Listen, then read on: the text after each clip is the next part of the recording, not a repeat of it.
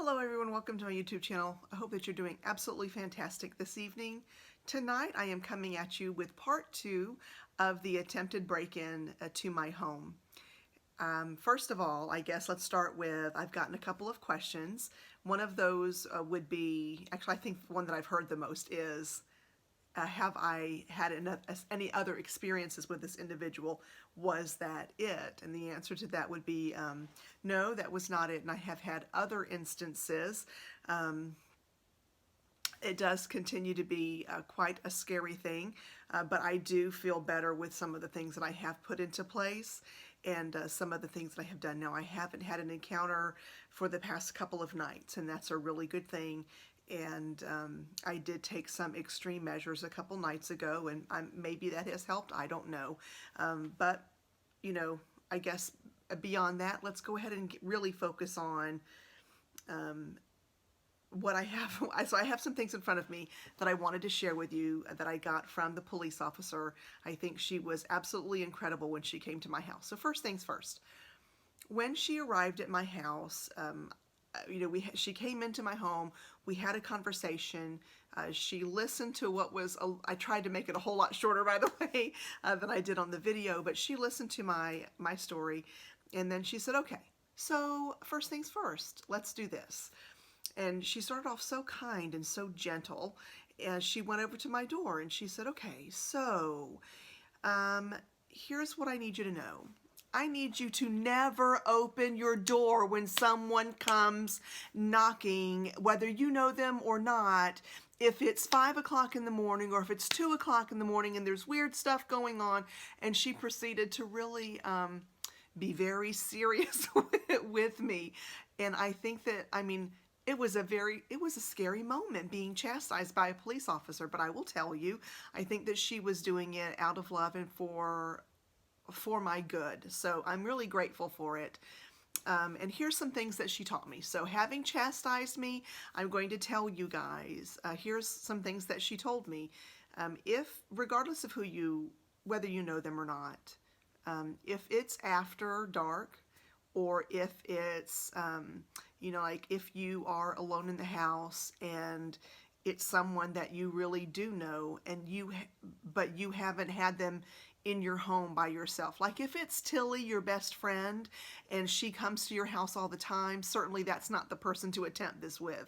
But if it's Todd, her husband, and he doesn't typically come with Tilly, but he shows up midday or what have you, or maybe it's just the next door neighbor person, or maybe it's someone just within your neighborhood, don't answer the door.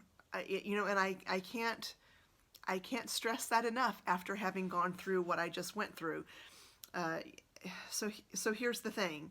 I learned how to answer the door, and you answer it however you feel comfortable. I don't feel comfortable answering it quite like she answered it. There were all kinds of colorful words involved in that particular one, and anyway, it was I did a little practice of it, and here's basically what you do. You need to make sure that you get yourself, you know, those boots that people wear, and they tend to have like steel-toed boots. They're like work boots. You need to get yourself a pair of those at a thrift store or a new store, or wherever it is, that you get them. You need to get a pair. And, you know, typically they say that you should get those and stick them out front so it looks like a guy lives there. And she did recommend that, but she also recommended even more than that, that you should keep a pair by the inside, like right by the door that you typically answer, like the one that has the doorbell, that you leave a pair there. And then when someone comes to your door, you need to slip your feet into that. And if you are going to open the door, put your foot in that shoe, and then put that shoe, which has a steel toe so it doesn't bend, like it doesn't give, and you stick it against the door and you open it a tiny crack. And you don't say, hey, Todd, or whatever. You answer it with, what do you want? And it has to sound serious. And if they ask for a drink of water or to use the phone or whatever, you can tell them that you will bring the phone out, or that you will bring them some water or whatever, but ask them to step out of your yard. And that sounds so harsh for me, but I do see the reasoning behind it. You do not want them anywhere near your door. And truly enough, if Todd came over until he didn't call you that Todd was coming over, Todd may be up to no good. So we may not want to trust him. So you always want to make sure that you do that. You put your foot against the door. That way, no matter, even if they try to kick it in, the way that that shoe is going to help your foot not allow that to happen. It's going to kind of bend a little bit, but it's not going to come crashing open. You know, the next thing is that if you see it in somebody that you don't even know, you don't have to really open the door. Here's the thing. If you're going to take a look out your peephole, take a real quick look. Don't stand there and have a conversation. It's apparently one of the things that is common these days is for someone to look out the peephole and to stand at the peephole asking the question. And that's what they're looking for. They're looking for you to be close enough to that door that if they crash it in, you go with it and they can easily subdue you at that point in time. So if you're going to take a look to see what's out there, take a look, step back, or put your shoe on and stick it against the door and say, what do you want? It's not a time to have a pleasant conversation. In my instance, when this person asked for a ride, my answer should have been, not a problem. I have already called the cops. They are on the way and they will be happy to give you a ride to wherever you need to be. So that has been hard for me to digest because it seems so out of character for me. I have to tell you that I have practiced it several times, standing at the door, standing in the room, trying to determine like how I would handle the situation again, because I feel like I did handle it very badly. I feel like I was a little too trusting and it really almost did put me in a very bad situation. I do want you to know that if it's someone that asks you to take them somewhere, here's the next scenario of what's really common these days. And actually there's two scenarios connected to this, so it could be one or the other, but it is very it's very common for my city and other larger cities. So someone will knock on the front door and get you engaged in the front door while someone breaks in your windows, and that could have been why they were testing my window. And then what happens is you're so engaged there, they come at you from another area of your house and you are more easily subdued. The one that is more common, though, is to ask for a ride and make it be an important moment.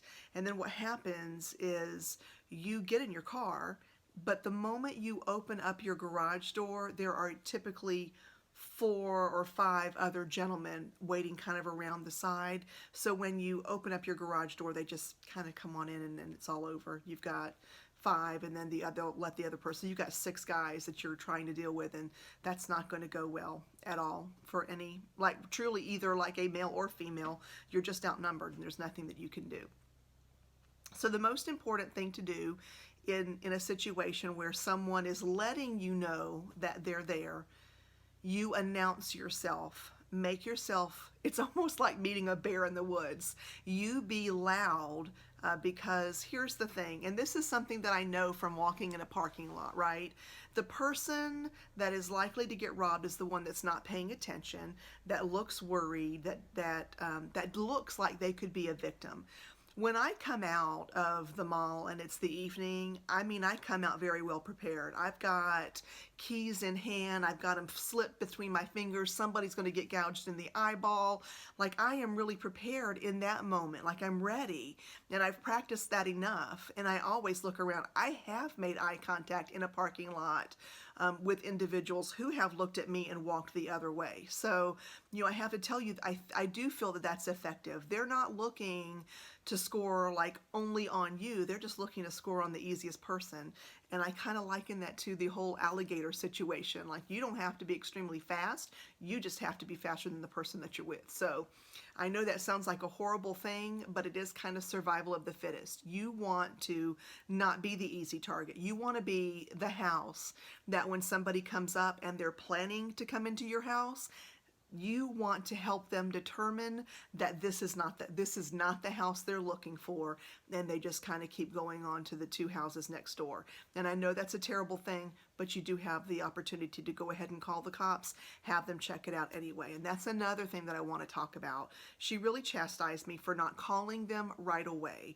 And, basically what she told me was, listen, we're all taxpayers, and that's what this particular service is for.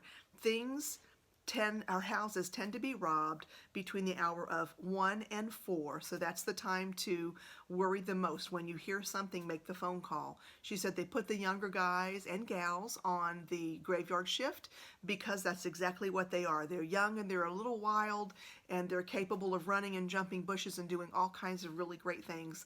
Do not hesitate to make that phone call. And I probably would have been a little more relaxed, a little bit better off, and he probably wouldn't have come back the second time that night if I had just made the phone call. So there you have it on that. And those are for the things when they're there, right? It's that opportunity to sound really big and bad so they don't come in. Here's the next thing. My biggest fear isn't necessarily being awake in the middle of the day and someone breaking in. Like I said before, my house is definitely defended, and I don't worry about that so much. What I do, and don't get me wrong, I had a false alarm later, like last week, and I was just shaking in my boots again. So don't get me wrong. Like I'm not like I don't even know, like I'm not Clint Eastwood by any stretch of the imagination, but I'm more prepared during the day, I think, than you would be if you're asleep. So here are some things that will help you out for those times when someone might be trying to come in your house a little more quieter in the middle of the night, trying to surprise you. Okay, so the first thing that I want to talk to you about is something that's really simple and inexpensive. I had not thought of this. I thought it was an absolutely fantastic idea that I got from her, and I want to share this with you tonight. And it's just something as simple as this. So this is just a real simple wind chime that you can pick up from the Dollar Tree. It's got a cute little flower on it, and you can get it in different colors. I picked up green, purples, pinks, and I think, see, I'm itching already.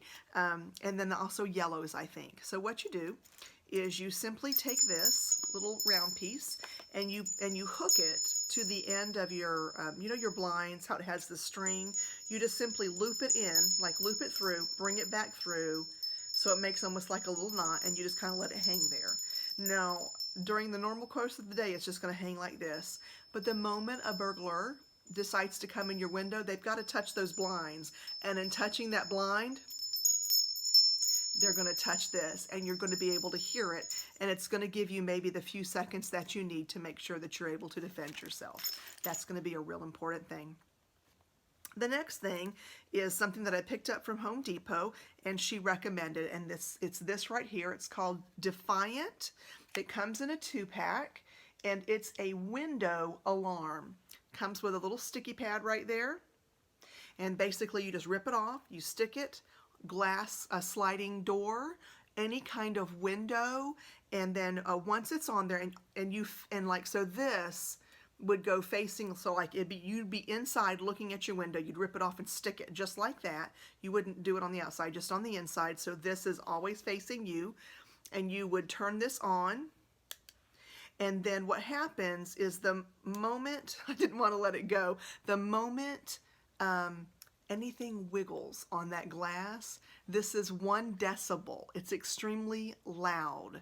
And, I guess I could let you hear it. It's really incredibly loud. So here we go. Are you ready?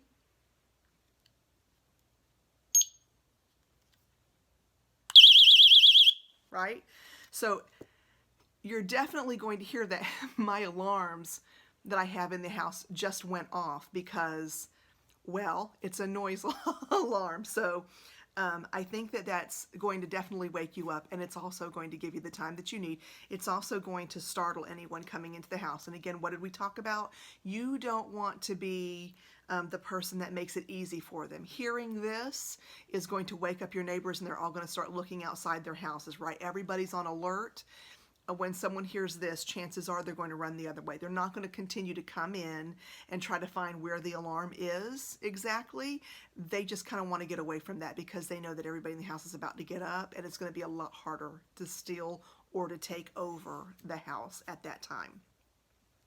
The next thing that you want to do is get yourself some timers. And this one, apparently I like the Defiant brand, but when I went to Home Depot, these were the ones that just happened to be there. Now these things weren't really expensive. There were a couple pack, and I think they were around $10. This was, I want to say, under $4. It wasn't much at all. And you simply just see it's got a little plug-in on the back. You just plug it in, and then you plug whatever item is, like your lamp or whatever, you plug it into there, and they have digital ones, and they have just this little dial one, and at a certain time every day your lamps will go on. This works not only for when you're not at home, but honestly it's good for certain times of night for your lights to kind of come on. That way, if anyone's coming around and a light happens to be on, that's like kind of a deterrent for them to go, this may not be the house I'm looking for. The next thing that I want to show you is, I think I've got this one open. And I haven't started these yet because I have to go. I didn't like the battery that I got to go pick up. This comes with it doesn't come with, but you have to get a 9-volt battery for it. And I've got to go down and get it, and I have not yet. So this is your typical, it looks like a door stopper, except that it's a door stopper and alarm. So you put your 9-volt battery in there, and you put this at your front door or your bedroom door or whatever door that you feel like you want to have defended, and you just kind of slide it in there and you turn it on for the night. It's got a little on and off switch. You just kind of turn it on for the night, and it's also 1 decibel. And so if someone comes in and they've like jimmied that door, or they knock that door in, this thing is going to go off. And again, works the same as that other thing. It's going to make an awful lot of noise. It's going to wake up neighbors. It's going to wake you up. It's going to give you the time that you need to kind of defend yourself. And hopefully it will make that individual run and keep you very safe.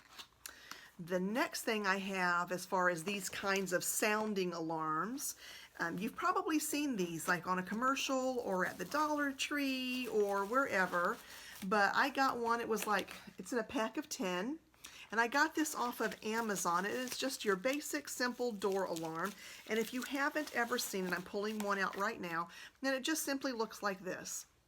It's got this piece to it, it's got this piece to it. There's like a little strips off. You put one on the door, one on the door surrounding thing. I don't know what jam is. What's the little, like the frame around the door, and you just make sure that they meet. You turn it on, right? I think it's a double A battery. Oh no, I'm sorry. It's one of those 200 CR20032, I think. Little tiny batteries, and then you just kind of turn it on. And again, I don't know that it's the 1 decibel, but it's so incredibly loud. So you could put that on any window, any whatever that you would like to put it on, and let it be just as loud. It's just, we need to deter them. We need to jolt them so they don't decide that they want to come and stay a while. Okay? That's the biggest thing. You don't want them feeling like they're brave enough to come and actually take something out of your house or do something to you. The next thing that I want to talk about is the Z-Moto cameras. Now, excuse me, I'm really going to do this. I'm going to link them down below so you'll be able to see them. I got these off of Amazon when I picked up these other little goodies.